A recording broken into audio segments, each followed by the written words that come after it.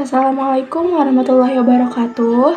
Alhamdulillahirrabbilalamin. Assalatu wassalamu ala asrofil anbiya'i wal mursalin Sayyidina Muhammadin wa ala alihi wa sahbihi ajmain amma ba'du. Salawat serta salam mari kita curah limpahkan kepada baginda kita yakni Kanjeng Nabi Muhammad SAW. Sebelumnya, perkenalkan nama saya Nova Fitriana Zahra dari Prodi Pengembangan Masyarakat Islam, Fakultas Dakwah dan Komunikasi dengan NIM 12440400087. Di sini saya akan menjelaskan materi mata kuliah sejarah dakwah yang dimana materi tersebut yaitu hubungan sejarah dakwah dengan ilmu lainnya. Jadi, hubungan sejarah dakwah dengan ilmu lainnya ini memiliki beberapa poin. Nah, untuk poin yang pertama di sini ada sejarah peradaban Islam yang dimana membahas tentang perkembangan masyarakat dan budaya Islam. Jadi, sejarah peradaban Islam ini mempelajari bagaimana umat Islam berkembang dari masa Nabi Muhammad SAW hingga membangun kerajaan dan juga terbentuknya umat Islam di dunia hingga masa kini. Terus juga di dalamnya ini beliau membahas tentang tradisi, budaya, terus juga ekonomi serta kemajuan umat Islam. Nah, ada juga dakwah berperan dalam membangun peradaban, politik, budaya, ekonomi dan juga seni maksudnya. Nah, jadi dakwah di sini tidak hanya mengajak manusia untuk beribadah, tetapi juga membantu kehidupan masyarakat agar lebih baik. Jadi melalui dakwah ini lahirlah sistem pemerintahan Islam yang dimana perdagangan yang lebih jujur, terus juga seni kaligrafi, arsitektur masjid, dan juga budaya Islami yang berkembang di berbagai wilayah. Contohnya seperti banyak masjid megah di Cordoba, Spanyol. Terus juga pedagang muslim menyebarkan ajaran Islam sambil mengembangkan ekonomi dan juga budaya di Asia Tenggara. Untuk poin yang kedua di sini ada sejarah pemikiran Islam yang dimana mengkaji perkembangan ide, pemikiran, serta aliran dalam Islam. Jadi ilmu ini mempelajari bagaimana pemikiran Islam berkembang dari masa ke masa, termasuk munculnya berbagai pendapat ulama seperti mazhab dan juga aliran pemikiran dalam Islam. Serta dakwah menjadi sarana penyebaran pemikiran Islam. Yang dimana para dai dan ulama menyampaikan ajaran serta pemikiran kepada masyarakat melalui ceramah, pengajaran, terus juga tulisan hingga berdiskusi agar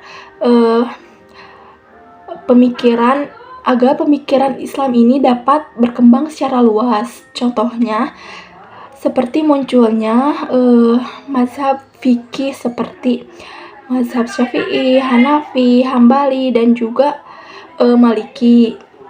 Terus juga ada di sini dakwah para ulama di pesantren membantu masyarakat memahami ajaran sesuai Al-Qur'an dan juga hadis.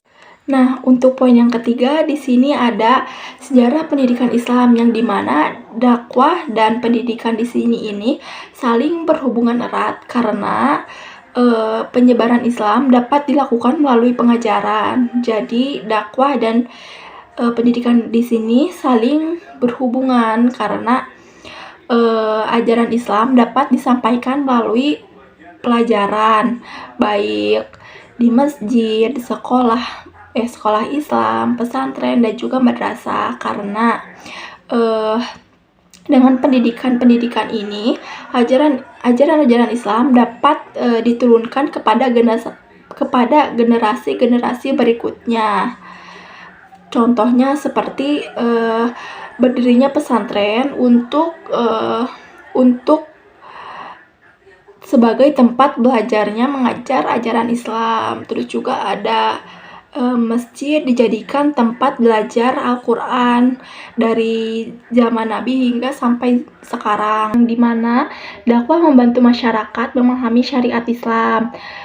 Jadi melalui dakwah di sini masyarakat diajarkan aturan Islam mengenai ibadah, terus muamalah, akhlak, dan kehidupan sehari-hari, serta perkembangan hukum Islam dipengaruhi oleh proses dakwah para ulama dan tokoh agama. Jadi para ulama di sini menyebarkan pemahaman hukum Islam melalui pengajaran dan dakwah, sehingga hukum Islam dapat dipahami dan diterapkan oleh masyarakat. Contohnya seperti para ulama mengajarkan tata cara sholat, zakat, puasa, dan juga haji kepada masyarakat.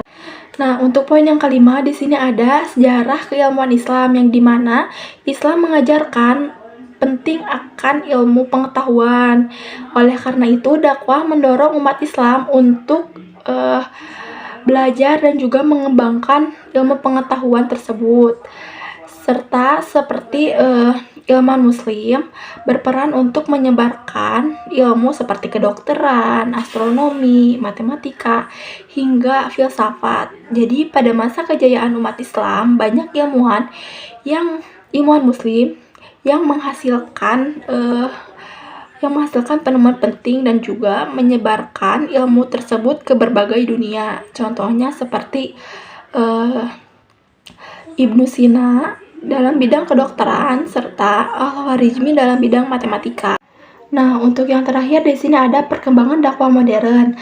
Pada zaman sekarang, seperti yang kita ketahui, dakwah kini tidak hanya dapat dilakukan di tempat seperti masjid maupun majelis taklim, tetapi juga kita dapat melakukan di berbagai tempat. Contohnya seperti sekolah, seminar, maupun di lingkungan sosial kehidupan sehari-hari kita. Nah, pada perkembangan dakwah modern ini, kita dapat memanfaatkan teknologi digital pada zaman sekarang. Contohnya seperti kita dapat menggunakan platform digital kita untuk mengupload ataupun mengakses video dakwah kita.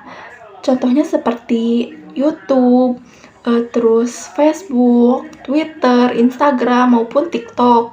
Nah, untuk contoh selanjutnya ini seperti kita ada dakwah online. Nah, kita dapat mengaksesnya melalui via Zoom maupun Google Meet. Jadi, kesimpulannya di sini dakwah memiliki hubungan erat dengan cabang keilmuan dalam Islam.